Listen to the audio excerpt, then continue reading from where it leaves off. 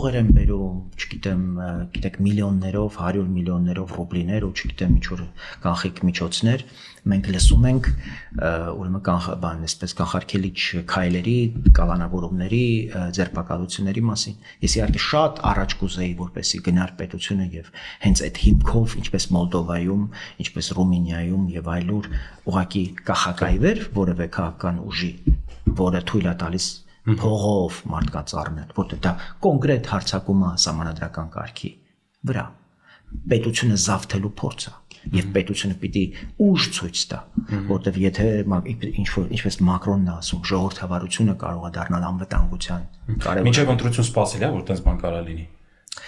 Ես իհարկե հույս ունեմ, որ այդպիսի բան կարող է լինել։ Դրա հետ կապված մի հատ էլ հարցամ էլի պարոն Բաբաջյան։ Իդեպ Մոլդովան օրինակ ընտրությունների նախորդին մի պրոռուսական ուժի մասնակցությունը արգելեց։ Հիշում եմ, շորի։